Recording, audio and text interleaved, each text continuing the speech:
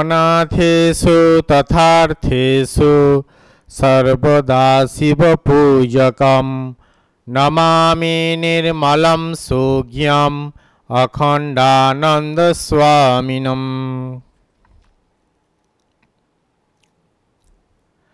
আজকে আমাদের আলোচনার বিষয়বস্তু হচ্ছে 1897 সালের 15ই মে। এই দিনটাতে কি হয়েছিল মুর্শিদাবাদের মহুলা গ্রামে। এই দিনটিতে কি হয়েছিল বলে অনেক কিছু হয়তো হয়েছিল সারা ভারতবর্ষ সহ, কিন্তু আমরা যেটা মূল্যে আলোচনা করব রামকৃষ্ণ মঠ মিশনের সঙ্গে কি সম্পর্কিত এই দিনটি, এই তারিখটি মুর্শিদাবাদের মহুলা গ্রামের সাথে। আমরা জানি স্বামী বিবেকানন্দ যখন বিদেশ থেকে ফিরলেন, চিকাগো বক্তৃতা দিয়েছিলেন 93 সালে, 1893 সালে। তার 4 বছর পরে তিনি যখন ফিরলেন দেশে, ভারতবর্ষে, তারপর তিনি বেলুড় মঠ রামকৃষ্ণ মিশন তৈরি করলেন। সেই তার সালটা ছিল 1897 সালের 1 মে, 1 মে, যেদিন শ্রমিক দিবস হিসেবে আমরা পালন করি, মে ডে, মে দিবস। সেই দিনটিতে কলিকাতার শ্রীরামকৃষ্ণদেবের ভক্ত বলরাম বসুর বাড়িতে তিনি আনুষ্ঠানিকভাবে রামকৃষ্ণ মিশন তৈরি করলেন। বিদেশে গিয়ে তিনি বুঝলেন যে সঙ্ঘ ব্যতীত বড় কাজ হয় না। বড় কাজ করতে গেলে দেশের দশের সামগ্রিকভাবে তখন জোটবদ্ধ হয়ে সকলে মিলেমিশে একটা বৃহৎ কাজে অংশ নিতে হয়। এইটাতে তাঁর বোধ হয়েছিল যখন তিনি ভারতাত্মার ধ্যান করেছিলেন কন্যাকুমারীকে দিয়ে বিদেশে যাওয়ার আগে, বিবেকানন্দ রক যেটা আমরাকে বলি, তার তখন ধ্যানের বিষয়বস্তু ছিল একমাত্র ভারত মাতা। সেখানেও তার মনে উদ্ভাসিত হয়েছিল যে সংঘ ব্যতীত বড় কাজ হয় না। তারপর সেটি পরিস্ফুট হলো আমেরিকায় গিয়ে বিভিন্ন জিনিস দেখে, তাদের একত্রিত সংঘবদ্ধতা, কাজ করার শক্তি ইত্যাদি দেখে। সেই জন্য তিনি দেশে এসে রামকৃষ্ণ মিশন তৈরি করলেন এবং সেই রামকৃষ্ণ মিশনের পরবর্তী রূপ, যেটি বেলুড় মঠ রামকৃষ্ণ মঠ ও মিশনের প্রধান কার্যালয়, তো সেইটিও নির্মাণ করলেন স্বামী বিবেকানন্দ। যদিও আজকের যে বৃহৎ মন্দিরটি আমরা দেখি বা ঠাকুরের মূর্তি সেখানে প্রতিষ্ঠিত আছে, সেটি স্বামী বিবেকানন্দ স্থূল চোখে দেখে যেতে পারেননি। তার কারণ এইটি অনেক পরে হয়। স্বামী বিজ্ঞানানন্দজি সেইটি করেন, এই মন্দির তত্ত্বাবধান। তিনি যেহেতু ডিস্ট্রিক্ট ইঞ্জিনিয়ার ছিলেন, তো সেইটি মন্দির নির্মাণ করেন এবং ঠাকুরের মূর্তি সেইখানে বসে 1938 সালে। আর স্বামীজির শরীর গেছে 1902 সালে। তো সুতরাং 36 বছর অতিক্রান্ত হয়ে গেছে, স্বামীজির স্থূল শরীরে দেখা হয়নি, কিন্তু সূক্ষ্ম শরীরে তিনি আছেন সেখানে এবং দেখাও হচ্ছে। তার কারণ যখন বিজ্ঞানানন্দজিকে তিনি বলেছিলেন যে তুই ভালো করে মন্দির কর, আমরা প্রতিষ্ঠার দিন সকলে আসব। আত্মস্থানন্দজি যখন বিজ্ঞানানন্দজিকে বলছেন যে স্বামীজি যে আসবেন বলেছিলেন, আপনি কি দেখেছেন? বলছে হ্যাঁ দেখলাম, রাজা মহারাজ এসছে, স্বামীজি এসছে, তারা সব এসে প্রত্যক্ষ করছে ঠাকুরের সেই প্রতিষ্ঠা দিবসের উৎসবটি। তো স্বামী বিবেকানন্দ এই বেলুড় মঠ নির্মাণ করার পর বলেছিলেন যে এখান থেকে যে শক্তির অভ্যুদয় হবে তা জগৎ ছেয়ে ফেলবে। কিসের শক্তি? পবিত্রতার শক্তি, আধ্যাত্মিকতার শক্তি। তো তার সেই কথাটি কার্যে পরিণত হয়েছে। আমরা এখন দেখি রামকৃষ্ণ মঠ ও মিশনের 200-রও অধিক শাখা ভারতবর্ষ সহ সমগ্র পৃথিবীতে ছড়িয়ে আছে। সেখান থেকে ঠাকুর মা স্বামীজির ভাবাদর্শ উত্থিত হয়ে সমগ্র জগতে জনকল্যাণ কাজে ব্রতী হচ্ছে সেই আদর্শ এবং সেই শক্তি। তো এই জন্য ঋষি বিবেকানন্দের কথা সত্য। তো এই প্রেক্ষাপটটি, প্রসঙ্গটি আমরা আজকে উত্থাপন করলাম এই কারণে, ঠিক এরই একটি রশ্মি, যেমন বিবেকানন্দ বলছেন এখান থেকে যে শক্তির অভ্যুদয় হবে তা জগৎ ছেয়ে ফেলবে। সেখানকার একটি শক্তি যেন সারগাছি রামকৃষ্ণ মিশন তার আশেপাশে যেন প্রতিফলিত হলো বা পড়ল। সেই একই বছরে, যে বছর স্বামী বিবেকানন্দ রামকৃষ্ণ মিশন তৈরি করলেন, সেই বছরেরই সেই মাসেই তার 15 দিন পরে স্বামী অখণ্ডানন্দজি তার গুরু ভাই রামকৃষ্ণ দেবের আরেকজন শিষ্য, সন্ন্যাসী শিষ্য পার্শ্বদ, তিনি মুর্শিদাবাদের মহুলা গ্রামে কি করলেন, দুর্ভিক্ষ পীড়িত 18 জন মানুষকে চাল ইত্যাদি বিতরণ করে সেবা কার্যের সূচনা করলেন এবং সেইটি আনুষ্ঠানিকভাবে রামকৃষ্ণ মিশনের প্রথম সেবা কার্য, যেটি অনুষ্ঠিত হয়েছিল 1897 সালের 15ই মে মুর্শিদাবাদের মহুলা গ্রামে। তখন দুর্ভিক্ষ চারিদিকে, তো সেই দুর্ভিক্ষ পীড়িত মানুষের পাশে দাঁড়ালেন স্বামী অখণ্ডানন্দজি এবং সেই সেবা কার্যের পরে তিনি সেইখানে দুটো অনাথ বালকদের নিয়ে আশ্রম প্রতিষ্ঠা করলেন এবং তার পরবর্তী প্রায় 15-16 বছর পরে 1913 খ্রিস্টাব্দে সারগাছিতে, এখন যেখানে সারগাছি রামকৃষ্ণ মিশন, সেইখানে তিনি আশ্রম নিয়ে এলেন এবং বিরাট মহিরুহে পরিণত হয়েছে আশ্রমটি মহারাজের আশীর্বাদে। তিনি প্রায় 37 বছর এখানে তার জীবনের গুরুত্বপূর্ণ দিনগুলো অতিবাহিত করে গেছেন এবং আশীর্বাদও করে গেছেন। যখন অন্নপূর্ণা পুজোর দিন মন্দির প্রতিষ্ঠা হলো সারগাছি মিশনে, তিনি বলছেন যে সারগাছি মহাতীর্থ হয়ে গেল। আমরা যেমন তীর্থ দর্শনে যাই, সেখানে রাত্রিবাস করি, জপ ধ্যান করি, আধ্যাত্মিকতার শক্তি নিয়ে নিজের জীবনগুলোকে পুষ্ট করি, ঠিক তেমনিভাবে ওই রকম একটি পবিত্র স্থান হিসেবে পরিণত হলো সারগাছি জায়গাটি, সারগাছি গ্রামটি, সারগাছি মিশনটি। তো এটি মহারাজের আশীর্বাদ। তো এই বিশেষ দিনটিতে কি হয়েছিল, মানুষকে সেবা করা হয়েছিল। সেবার কি কি ধরনের সেবা? সেবা তো একটা, স্বামী বিবেকানন্দ তার বিভিন্ন আলোচনায় বলেছেন যে দান কত ধরনের হয়, অন্নদান, বস্ত্রদান, জ্ঞানদান, ধর্মদান, বিদ্যাদান ইত্যাদি ইত্যাদি। তো এখানে প্রথমে যে দানের কথা এখানে বলা হয়েছে যে স্থূল দান, অর্থাৎ মানুষ খেতে পাচ্ছে না, স্বামী বিবেকানন্দ বলছেন যে ক্ষুধার্ত মানুষকে ধর্মকথা শোনানো, ফিলোসফির উচ্চ উচ্চ তত্ত্ব বলানো মহাপাপ, যেন তাকে রুটির বদলে পাথর দেওয়া হচ্ছে। প্রথম কাজ কি, তাকে খাবার দেওয়া, উদরপূর্তি, তাকে বেঁচে থাকার যে রসদ, ভাত, রুটি, কাপড়া, মকান, সেইগুলোর ব্যবস্থা করা। আস্তে আস্তে আস্তে আস্তে তার বিদ্যা চর্চা এবং আধ্যাত্মিক উত্তরণ।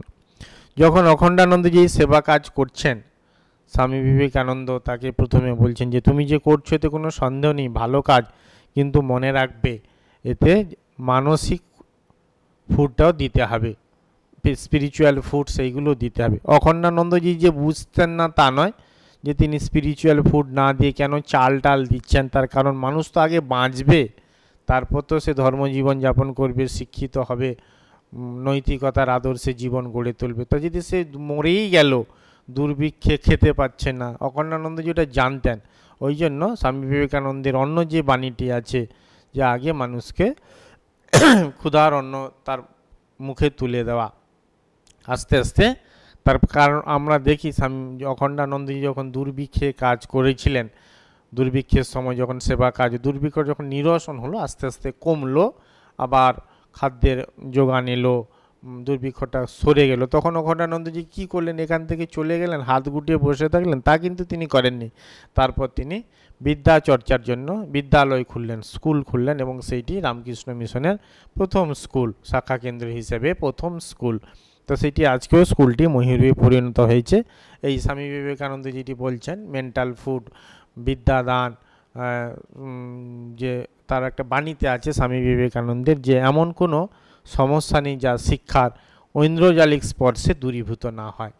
তো জীবনের সমস্যা সমাধানের জন্য শিক্ষার যে দরকার, সেই শিক্ষায় তিনি ব্রতী হলেন স্বামী অখণ্ডানন্দজি এবং তিনি গড়ে তুললেন একটি বিদ্যালয়। সেখানে যে শুধু ছাত্ররা শিখবে তা নয়, তাদের বাবারা, বিশেষ করে কৃষকরা, তারাও তখন নৈশ বিদ্যালয় ছিল, তারা দিনের বেলা কাজ করে বলে আসতে পারতো না, তো রাতে তাদেরকে ডেকে এনে তাদেরকে সহজ সরল ভাষা, অত উচ্চ তত্ত্ব থিওরি নয়, গ্লোব, ম্যাপ, মানচিত্র, রামায়ণ, মহাভারতের ঘটনা কাহিনীগুলো গল্পের মাধ্যমে তিনি তাদের কাছে পৌঁছে দিতেন। এইটি সেবা, এইটি হচ্ছে তো সেবার যে মূল লক্ষ্য সেইটি কি, যেমন স্বামী বিবেকানন্দ বেলুড় মঠ প্রতিষ্ঠা করেছিলেন, তার মটো কী ছিল, মূল উদ্দেশ্য কী ছিল রামকৃষ্ণ মিশন প্রতিষ্ঠা? সেখানে ছিল আত্মন মোক্ষার্থং জগৎ হিতায় চ, অর্থাৎ নিজের মুক্তির সঙ্গে জগতের কল্যাণ, দুটো, নিজেরও কল্যাণ হবে, এখানে স্বার্থপরতা নয় যে আমি নিজের মুক্তি, এটা স্বার্থপর, নিজের ভাব আমার সেলফিশ হয়ে যাচ্ছে, এইটা সেলফিশ নয়। যে রবীন্দ্রনাথ ঠাকুর যেমন বলছেন যে মনুষ্যত্ব লাভ, এটি স্বার্থপরতা নয়, এটি পরমার্থ। তো সুতরাং নিজের মুক্তি, তার যে চেষ্টা প্রচেষ্টা, এটি সার্থক নয়, স্বার্থ ব্যাপারটা নয়, এটি বরং পরমার্থ, ভালো দিক। যেমন শ্রীরামকৃষ্ণদেব বলছি যে মিছরি মিষ্টির মধ্যে নয়, হিংচে শাকের মধ্যে নয়, তেমনি এই ধরনের কামনা, মুক্তি কামনা, ভক্তি কামনা, আমার ঠাকুর, এই যে আমার বোধ, এটাও অতটা দোষের নয়। তো এই যে নিজের মুক্তি সংসার চক্র থেকে, দুঃখ কষ্ট থেকে, যেটি ভগবান বুদ্ধ বলছেন যে নির্বাণ লাভ, জগতে দুঃখ আছে, তার আর্য সত্যতে যে আছে, দুঃখের কারণ আছে, দুঃখের নিবৃত্তির উপায় আছে এবং সেটা নিবৃত্তি করা যায়। এই আর্য সত্য, তার মূল যে দুঃখ নিরসনের উপায় যেটি হলো নির্বাণ। নির্বাণ নাম হলে, লাভ হলে সমগ্র দুঃখ চলে যায়। যেমন সূর্য উদিত হলে একটু অন্ধকার থাকে না, সমগ্র পৃথিবী আলোকিত হয়ে যায়। যখন নির্বাণ লাভ হবে, জ্ঞান লাভ হবে, বোধি লাভ হবে, ভগবান দর্শন হবে, আত্মন মোক্ষার্থং, নিজের মুক্তি হবে, তখন কি হয়, সব জগতের অন্ধকার দূরীভূতর জন্য সমগ্র দুঃখ কষ্ট শোক মোহ সব চলে যায়। তখন মানুষ দিব্য আনন্দের অধিকারী হয়, আমরা যাকে অমর বলি, অমরত্ব বলি। তো সেইটি তাহলে আত্মন মোক্ষার্থং এবং জগৎ হিতায় চ, নিজের মুক্তির পর চুপ করে বসে থাকবে তা নয়, জগতের কল্যাণ করবে। যেমন বুদ্ধ তার বাণী প্রচার করে গেছেন, ঠাকুর শ্রী রামকৃষ্ণদেব তত্ত্বকথা বলে গেছেন মানুষের কল্যাণের জন্য, এবং তেমনি মানুষের সেবা করা, এইটি করেছেন অখণ্ডানন্দজি মহারাজ। সারগাছি মহুলা গ্রামে এসে মানুষকে তিনি সেবা করেছেন। কি অর্থে সেবা আর উপকারের তাৎপর্য কি? সেবা এই অর্থে যে আমাদের বলা হয় শিব জ্ঞানে জীব সেবা। শিব, কোথায় শিব আছে?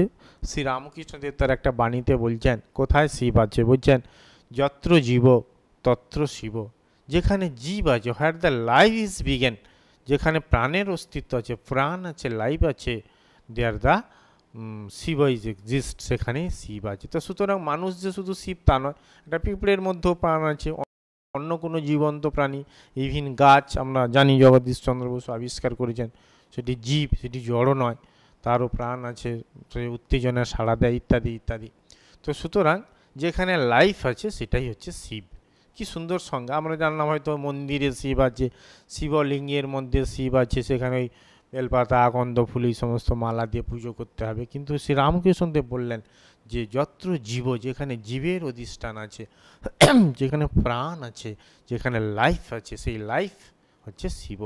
তো সুতরাং সেই শিব জ্ঞানে জীবের সেবা করা, জীব মানে all human beings, all living beings, not only human beings, all living beings, সকলের সেবা করা, এই বোধে যেহেতু তার মধ্যে প্রাণ আছে, সে জড় পদার্থ নয়, তাকে সেবা করা কি অর্থে? শিব হিসেবে। এইটি কিন্তু অখণ্ডানন্দজি তুলে ধরেছেন, এইটি এখানে তিনি মেনশান করেছেন যে আমরা সেবা করব আহা বেচারি নয়, এই লোকটা খেতে পাচ্ছে না, একে কিছু দেওয়া উচিত। যেমন আমরা ট্রেনে বাসে যাই, ওই যারা চাইতে টাইতে আছে একটু খুচরো পয়সা দিয়ে দিই, একটু কৃতজ্ঞতা দেখাই, একটু ওইভাবে নয়।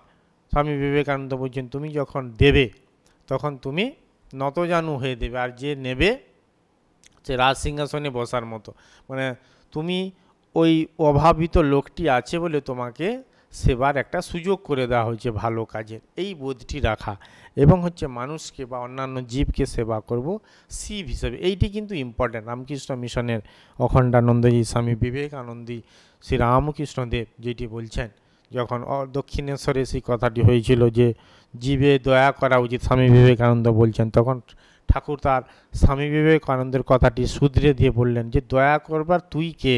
তুই কীটাণু কীট, দয়া করবেন ঈশ্বর ভগবান।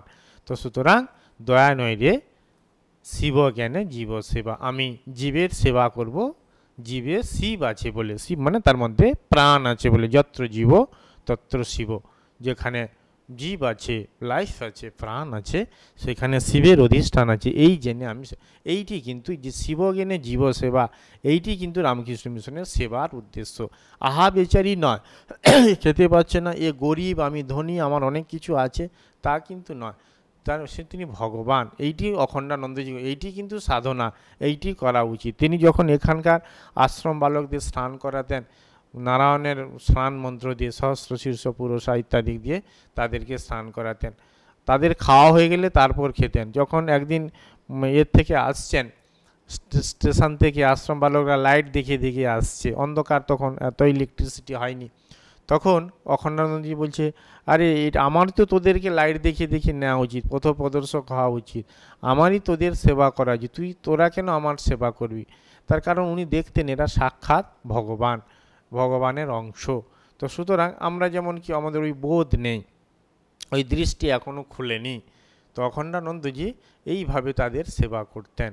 গরিব দুঃখী কলেরাগ্রস্ত মানুষ, তাদেরকে আমরা এখানে কিছু আলোচনা করব। সেখানে দেখব যে যখন তিনি আসছেন দাঁতপুর গ্রামে, সেখানে একটি বৃদ্ধা, তার কলেরাগ্রস্ত হয়েছে, মৃত্যু পথযাত্রী, মলমূত্র বিছানাতে আছে, কেউ তাকে দেখছে না।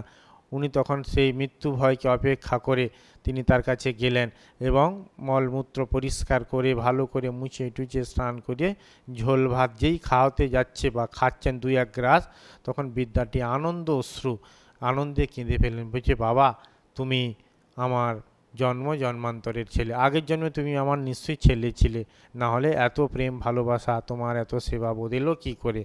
অখণ্ডানন্দজি হেসে বলছেন, সে কি মা, আমি তোমার এই জন্মেরই ছেলে, এখনই ছেলে, তুমি আবার সেই পাস্টে তো যাচ্ছ কেন? জন্মান্তরে এখনই, এই বর্তমানেই আমি তোমার ছেলে। এরকম এরকম অনেক জায়গায় যখন কলেরা হয়েছে, তৎকালীন ডাক্তার তারা ছেড়ে দিয়েছে, তখন যে মেডিসিন নেই, মৃত্যু অবধারিত, তখন কেউ জানি, তবুও অখণ্ডানন্দজি নিজের মৃত্যুকে তুচ্ছ করে তিনি এই সেবা কার্যে ব্রতী হয়েছেন। এই কলেরা রোগ নিরসনে, দুর্ভিক্ষ নিরসনে, তাদের মুখে অন্ন দেওয়া। যখন প্রথম তিনি এলেন, তিনি এসেছিলেন কাটোয়াতে, সেখানে কেশব ভারতীর আশ্রম, নবদ্বীপে চৈতন্য মহাপ্রভু, এইগুলো দর্শন করে তিনি ফিরবেন।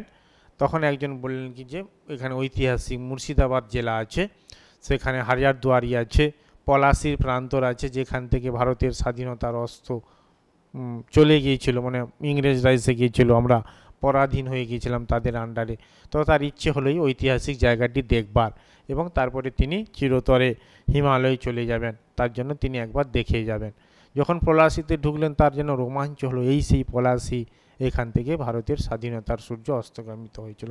কিন্তু পরে তিনি যখন এখানে সারগাছি মিশন তৈরি করলেন, তখন তিনি একটি বাণী বলেছিলেন যে পলাশির প্রান্তরে ভারতের স্বাধীনতার সূর্য অস্তগামী হয়েছিল, সেই পলাশির প্রান্তরের কাছ থেকেই আবার ভারতের আর একটি নতুন সূর্য উদিত হবে। সেইটি কি? এই শিবজ্ঞানে জীব সেবা, একটি নতুন কর্মতরঙ্গ, একটি নতুন আদর্শ। তা যদি না হয়, এত জায়গা থাকতে থাকতে ঠাকুর আমাকে এই পলাশির প্রান্তরের কাছে সারগাছিতে নিয়ে এসে বসালেন কেন? ঠাকুর কেন এখানে বসলেন? নিশ্চয়ই একটি গুরুত্ব আছে। গুরুত্বটা হচ্ছে সেবা কাজ। কিসের সেবা? মানুষকে সেবা করা। কি বোধে? মানুষ ভগবান। এইটি আমরা বেশিরভাগ মুখে বলি। কাশিতে একবার ঘটনা হয়েছিল, একজন রোগীর সেবা করছে একজন ব্রহ্মচারী মহারাজ, তো তাকে একটা ওষুধ খাওয়াতে, ওষুধটা তেতো, খেতেও খুব কষ্ট। তা যখন খাওয়াতে নিয়ে যাচ্ছে, না খাবে না, জোর করে যখন খাওয়ালো, যেহেতু তার দরকার আছে মেডিসিনটা, না হলে রোগটি সারবে না, তৎক্ষণাৎ মুখ থেকে সেই ওষুধটা থুতু সমেত এই ব্রহ্মচারীর মুখের উপরে ফেলে দিল। তো এমত অবস্থায় এই ভগবান, এরকম বোধটি আনা অত সহজ নয়। তো সুতরাং সত্যিকারের আমাদের এই বোধ থাকলে তখন কিন্তু আমাদের কষ্ট হবে না, তবু আমরা মুখটি মুছে তার আবার সেবা করতে লাগবো। নচেত আমাদের কিন্তু সেবার যে ইন্টারেস্ট, সেবা বোধ, সেটা হচ্ছে কিন্তু থাকবে না। তো সুতরাং সাধনার দ্বারা এইটি আমাদের প্রথমে করা, যে মানুষ ভগবান, তার সেবা করা মানে ভগবানের সেবা করা, এইটি বোধ, এইটি অখণ্ডানন্দজি, স্বামী বিবেকানন্দ ঠাকুর, শ্রী রামকৃষ্ণদেব এইটি কিন্তু প্রচার করে গেছেন। এইটা, এবং এর সূত্রপাত হয়েছে এই সারগাছি থেকে। যেমন বলা হয় বুদ্ধের সারনাথ, তেমনি বলা হয় রামকৃষ্ণের সারগাছি। বুদ্ধের সারনাথ কেন? ভগবান বুদ্ধ যখন তার নির্বাণ লাভ হলো, যখন তিনি বোধিসত্ত্ব হলেন, সিদ্ধার্থ থেকে, গৌতম থেকে তিনি যখন বোধি লাভ করলেন, বোধিসত্ত্ব হলেন, তখন তিনি কি করলেন যে আরে আমি তো এই তথ্য লাভ করেছি, আমি যে দুঃখের কারণ, এই যে তৃষ্ণাকে নিবারণের উপায়, যে অষ্টাঙ্গিক মার্গ, এইগুলো যে আমি জেনেছি, নির্বাণ লাভের পথ, যেটা এটা তো জগৎকে দিতে হবে, তা কিভাবে দেব? তারপর তিনি পঞ্চভিক্ষু তার শিষ্যত্ব গড়ে তুললেন। তারপর কাশীর কাছে সারনাথে গিয়ে তিনি এই উপদেশ দান করলেন। তার যে উপদেশ আমরা জানি, বৌদ্ধদের যে ধর্মগ্রন্থ ত্রিপিটক, বিনয় পিটক, সূত্র পিটক, অভিধর্ম পিটক, সেখানে লিপিবদ্ধ আছে পালি ভাষায়। তৎকালীন যে প্রচলিত ভাষা ছিল, ডিটেলে বুদ্ধের তার জীবন কাহিনী, তার কথা, তার উপদেশ ইত্যাদি তিনি প্রচার করলেন। আস্তে আস্তে ভারতবর্ষ সব, বিশেষ করে পৃথিবীর এই South East Asia, Myanmar, Bangladesh, Tibet, Japan, এইগুলোতে ব্যাপকভাবে তিনি ছড়িয়ে দিলেন তার সেই আদর্শের কথা, নির্বাণ লাভের কথা। ঠিক তেমনিভাবে রামকৃষ্ণ মিশন যখন তৈরি করলেন স্বামী বিবেকানন্দ, তার বিভিন্ন দিক আছে, যে আত্মনমোক্ষাত্ম জগদ্গীতাও, তার মধ্যে জগদ্গীতার যে কাজটি, মানুষকে যে সেবা করা, শিবজ্ঞানে জীব সেবা করা, এই কাজটি প্রথম হয়েছিল সারগাছি আশ্রমে, মহুলা গ্রামে। এই সারগাছি আশ্রমে অনতি দূরে গঙ্গার ধারে এই মহুলা গ্রামটিতে প্রথম যেখানে সেবা কার্য হয়েছিল, সেই ধারা অব্যাহত রাখতে এখনও এই দিনটিতে, কবে সেটি 15ই মে, এইটিতে সেই 18 জনকে দেওয়া হয় বিশেষ সামগ্রী, তাদের রসদ। এইটি এখন আর একটি বিশেষত্ব হচ্ছে, এখন আশ্রমে তৈরি বিশেষ করে সবজি, এখানকার জামা কাপড়, এখানকার হ্যান্ড ওয়াশ, এখানকার সাবান, এবারে যেমন তোষক, বালিশ, এইগুলো সব বাইরে থেকে কেনা নয়, এই আশ্রম থেকে তৈরি করে আশ্রমে কাপড় বুনে এই যে মানুষের সেবা করা, এই ধারাটি অখণ্ডানন্দের সময় থেকে অব্যাহত হয়ে আসছে এবং সেটি চলতে থাকবে। তবে এই কথাটি মনে রাখতে হবে যে শুধু ওই তোষক লেপ বা ওইটি দিয়ে খালাস হয়ে যাওয়া নয়, ফ্রি হয়ে যাওয়া নয়, যে এই বোধটি জাগছে কিনা যে এরা সত্যি সত্যি ভগবানের অংশ। যেমন স্বামীজি বলছেন, দরিদ্র দেব ভব, দরিদ্ররা নারায়ণ, নররূপী নারায়ণ, তাদের সেবা। এইটি মুখে বললে হয় না। যেমন শ্রীরামকৃষ্ণদেব বলতেন যে পাখাজের বা তবলার বোল, মুখে বলছে কিন্তু হাতে আনতে পারছে না। তো সুতরাং জীবনে এটি অ্যাপ্লাই করা, জীবনে এটি, এর জন্য সাধনা দরকার, ভগবানের আশীর্বাদ দরকার, কাজে লেগে থাকা, অধ্যাবসায়, সহ্য করা, এইগুলো দরকার। তবে না আমাদের জীবনটি দৈবী জীবনে পরিণত হবে। স্বামী বিবেকানন্দ যেটা বলছেন, ডিভিনাইজেশন অফ লাইফ, অর্থাৎ আমাদের জীবনের দিব্যায়ন, জীবনটাকে দিব্য জীবনে পরিণত করা, দেবতা হওয়া, মানুষ থেকে দেবতা হওয়া। তো এই দেবতা হওয়ার ব্যাপারটি সেবার মধ্য দিয়ে, ধ্যানের মধ্য দিয়ে, মানুষকে ভালোবাসার মধ্য দিয়ে, মানুষ যে ভগবান, এই বোধ থেকেই আমাদের হচ্ছে আসে।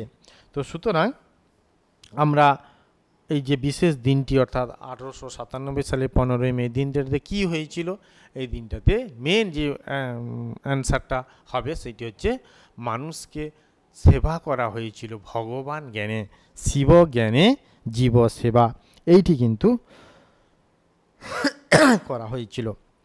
তো তখন যখন সেবা কার্য হচ্ছে, তখন অনেকে বাধা দিচ্ছিল, বিশেষ করে মঠের মহারাজরা। উদ্দেশ্য এই যে তুমি এত বড় দুর্ভিক্ষ, ওখানে তুমি একা মানুষ পারবে? কিন্তু আমাদের শাস্ত্রে আছে, শ্রেয়াংসী বহু বিজ্ঞানী, ভালো কাজে বাধা আসে। যেমন নদী নির্ঝরিণী, যে ঝর্ণা সৃষ্টি হয়, পাথরে আঘাত পায় বলে তার বিভিন্ন রাগ রাগিনী, তার সুর, এ সমস্ত সৃষ্টি, যদি এ সমস্ত আঘাত না পেত তাহলে কিন্তু তার সুরটি সৃষ্টি হতো না। শুয়োপোকাটা তার যখন চারিদিকে আবরণ করে দিল, গুটি পোকাটা, সেই আঘাত, সেই যে সংগ্রাম, কেটে বেরিয়ে আসার ফলে বিচ্ছিরি দেখতে যে একটা শুয়োপোকা, সেইটি সুন্দর প্রজাপতিতে সৃষ্টি। শুয়োপোকা থেকে প্রজাপতির উত্তরণ এমনি এমনি হবে না, তার জন্য তীব্র সংগ্রাম, বাধাকে অতিক্রম করার ব্যাপার থেকে যায়। সেই জন্য অখণ্ডানন্দজিকে যখন মঠের বিভিন্ন মহারাজা এইভাবে তুললেন, তখন তিনি আরও অনড় থাকলেন যে না, আমাকে এখানে থাকতে হবে, গরিব দুঃখী মানুষের, দুর্ভিক্ষ পীড়িত মানুষের, কলেরাগ্রস্ত মানুষের সেবা করতে হবে। তো এই সেবা ধর্ম তিনি নিজ জীবন দিয়ে দেখিয়ে গেলেন। আর একটি কথা এখানে বলা উচিত, সেটি হচ্ছে যে আমাদের সনাতন যে ভারতবর্ষ, সনাতন ভারতবর্ষের আদর্শ হচ্ছে ত্যাগ ও সেবা। আমরা জাতীয় পতাকার রঙের আলোচনা করতে গিয়ে ছেলেদের কাছ থেকে জানতে চাই, বা আমরা বলেও থাকি, যেমন উপরের রঙটা গেরুয়া, ত্যাগের প্রতীক, মাঝখানেরটা সাদা, শান্তির প্রতীক, নিচেরটা সবুজ, প্রগতির প্রতীক, সূর্যের প্রতীক ইত্যাদি। তো যে ভারতবর্ষের সনাতন ভারতবর্ষের আদর্শ ত্যাগ ও সেবা, কী ত্যাগ করব? আভ্যন্তরীণ এবং বাহ্যিক মানসিক মনের যে বিকারগুলো, সংস্কারগুলো, খারাপ দিকগুলো, কুসংস্কার, সেইগুলোকে ত্যাগ করে শুদ্ধ হওয়া। আর কি? সেবা, মানুষকে সেবা করব। সেবা আর এমনি কাজের মধ্যে কি পার্থক্য? কর্তব্য, দায়িত্ব আর সেবা। সেবা মানে এই যে আমার কিছু চাই না, মানে ওয়ান ওয়ে, শুধুমাত্র আমি দেব। আমার যা আছে, আমার বিদ্যা থাকলে বিদ্যা, বুদ্ধি থাকলে বুদ্ধি, শ্রম থাকলে শ্রম, কিছু যদি না পারা যায়, স্বামী বিবেকানন্দ বলছেন তার স্বামী শিষ্য সংবাদে, যে কিছু যদি না পারে অন্তত সকলের জন্য প্রার্থনা করা। প্রার্থনা করা সকলের, আমরা যেমন বৈদিক মন্ত্রে ঋষিরা শিখেছেন, সর্বে ভবন্তু সুখিনঃ, সকলে সুখী হোক, সর্বে সন্তু নিরাময়া, সকলে নিরাময় লাভ করুক, সর্বে ভদ্রাণি পশ্যন্তু, সকলে ভালো জিনিস দেখুক, মা কশ্চিৎ দুঃখম আপ্নুয়াৎ, কেউ যেন দুঃখ না পায়। এইটি বলার সাথে সাথে যে কাজ হবে তা নয়।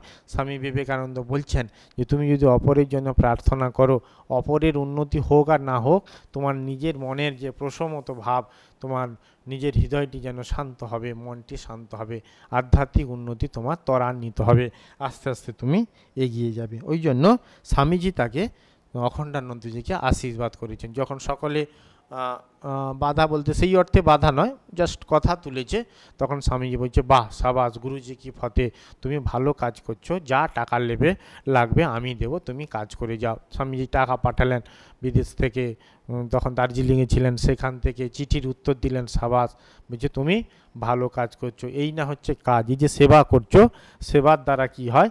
জগৎকে কিনতে পারা যায়। তো অতএব বাহবা, তুমি ভালো কাজ করছো। তো এইভাবে স্বামীজি আশ্বাস দিলেন অখণ্ডানন্দজিকে, এবং অখণ্ডানন্দজি স্বামীজির আশীর্বাদ এবং শক্তি পেয়ে তিনি আবার নতুন উদ্যমে ঝাঁপিয়ে পড়লেন এই সেবা কাজে। তো তারপর থেকে এই সেবা কাজ এখনও অব্যাহত চলছে সারগাছি মিশনের মধ্য দিয়ে সব ধরনের। তো সুতরাং মহারাজের আশীর্বাদ, মহারাজের প্রচেষ্টা, তার জীবনধারা, তার দর্শন, সব কিছুই যেন সারগাছি আশ্রমের মধ্য দিয়ে সেই ধারাটি অব্যাহত আছে। তো সুতরাং এই বিশেষ দিনটি এই কারণে তাৎপর্য, যেমন 1 মে রামকৃষ্ণ মিশন হয়েছিল, তেমনি 15 মে এইখানে সেবা কাজ হয়েছিল। এই সেবা কার্যের দ্বারা, যেমন স্বামী বিবেকানন্দ বলছেন যে জগৎ কিনতে পারা যায়, ঠিক তেমনিভাবে আমি একটু অরিজিনালটা স্বামীজির একটু পড়ে আমি আজকের আলোচনাটা শেষ করব। পড়ার উদ্দেশ্য এই কারণে যে স্বামীজি এই অখণ্ডানন্দজির কাজটিকে কিভাবে দেখছেন, এটা কি আদৌ ভালো নাকি খারাপ, না কতটা ভালো, সেইটি পড়ে স্বামীজি সেই কথাটি, অখণ্ডানন্দজির সেবা কাজের ভাবনাটি, যেই ভাবনাটি হয়েছিল 15 মে, সেইটি স্বামীজি কি চোখে দেখছেন সেইটি পড়ে আজকের আলোচনা শেষ করছি। স্বামীজি বলছেন, তোমার সবিশেষ সংবাদ পাইতেছি ও উত্তরোত্তর আনন্দিত হইতেছি। ওইরূপ কার্যের দ্বারাই জগৎ কিনিতে পারা যায়, এই সেবা দ্বারা। সাবাস, তুমি আমার লক্ষ লক্ষ আলিঙ্গন ও আশীর্বাদাদি জানিবে। কি আনন্দ হয়েছে স্বামীজি বলছি, লক্ষ লক্ষ আলিঙ্গন। কর্ম কর্ম কর্ম কর্ম হাম और कुछ नहीं मांगते मांगते हैं। কর্ম কর্ম কর্ম ইভেন আনটু ডেথ, মৃত্যু পর্যন্ত। দুর্বলগুলোকে কর্মবীর মহাবীর হতে হবে। ক্ষুধিতের পেটে অন্ন পৌঁছাতে যদি নাম ধাম রসাতলেও যায়, অহো ভাগ্যম মহো ভাগ্যম। It is the heart that conquer, not the brain. হৃদয়, শুধু হৃদয়ই জয়ী হতে থাকে, মস্তিষ্ক নয়। পুঁথি পাতড়া, বিদ্যে সিদ্ধে, যোগ ধ্যান জ্ঞান, প্রেমের কাছে সব ধুলো সমান। প্রেমেই অনিমাদি সিদ্ধি, প্রেমেই ভক্তি, প্রেমেই জ্ঞান, প্রেমেই মুক্তি। এই তো পুজো, নর নারী শরীরধারী প্রভুর পুজো। আর যা কিছু ন ইদম যদিদম উপাসতে, এই তো আরম্ভ। ওইরূপ আমরা ভারতবর্ষ পৃথিবী ছেয়ে ফেলব না ওইরূপে, তবে তো প্রভুর মাহাত্ম্য লোকে দেখুক। আমাদের প্রভুর পাদস্পর্শে লোকে দেবত্ব পায় কিনা, এরই নাম জীবন মুক্তি। যখন সমগ্র আমি স্বার্থ চলে গেছে, ওয়া বাহাদুর গুরু কি ফতে। ক্রমে বিস্তারের চেষ্টা করো, ক্রমে দেখবে এক একটা দৃষ্টিকে এক একটা কেন্দ্র হবে পার্মানেন্ট, অর্থাৎ স্থায়ী। স্বামীজি এইভাবে আনন্দিত হয়েছেন, অখণ্ডানন্দজির কাজে উনি বাহবা দিয়েছেন, প্রশংসা করেছেন, অর্থ সাহায্য করেছেন এবং আশীর্বাদ করেছেন। এবং স্বামীজির আশীর্বাদেও আজকে কত তার এই সেবা কেন্দ্র সমগ্র ভারতবর্ষব্যাপী ঠাকুরের কাজ, এই যে ভারতবর্ষে সনাতন আদর্শ ত্যাগ ও সেবার কাজ সেইগুলো করে আছে। তো সুতরাং আজকের এই দিনটি এই কারণে তাৎপর্যপূর্ণ, সেবার মধ্য দিয়ে জীবনের দিব্যায়ন, দেবতা হওয়া, মানুষকে দেবতা হিসেবে তখনই দেখব যখন নিজে দেবত্বের উন্মেষ হবে, তখন জীবনটা সত্যি সত্যি সার্থক হবে। স্বামী বিবেকানন্দ তার ধর্মের যে সংজ্ঞাটিতে দিয়েছেন যে religion is the manifestation of the divinity already in man. এই যে ডিভিনিটির ম্যানিফেস্ট করা সেবার মধ্য দিয়ে, মানুষকে ভালোবাসার মধ্য দিয়ে, মানুষের মধ্যে শিব আছে এর মধ্য দিয়ে, এইটিরই সূত্রপাত হয়েছিল 15ই মে। শুধু ওই একটুখানি চাল দিয়েছিল তা নয়, এই চালের অন্তরালে একটুখানি এই সেবার অন্তরালে এই মহৎ আদর্শটি লুক্কায়িত আছে যে মানুষ ভগবানের অংশ, তাকে সেবা করা মানে ভগবানের সেবা করা, আর এর মধ্য দিয়ে নিজেও ভগবান হওয়া, নিজের মধ্যে দেবত্বের উন্মেষ বা বিকাশ সাধন করা, তখনই কি জীবনের পরিপূর্ণতা এবং সার্থকতা আসে। ঠাকুর, মা, স্বামীজি, অখণ্ডানন্দজির চরণে ভক্তিপূর্ণ প্রণাম জানাই, তাদের কাছে আশীর্বাদ প্রার্থনা করি, তিনি আমাদেরকে আশীর্বাদ করুন যাতে আমাদেরও জীবনটি সেবা কাজে নিয়োজিত হয়। গানে আছে, এসো দেব এসো করুণা নিদান, লহ আজি মম তনু মন প্রাণ, কৃপা করি করো এ আশিস দান, তব কাজে যেন জীবন যায়।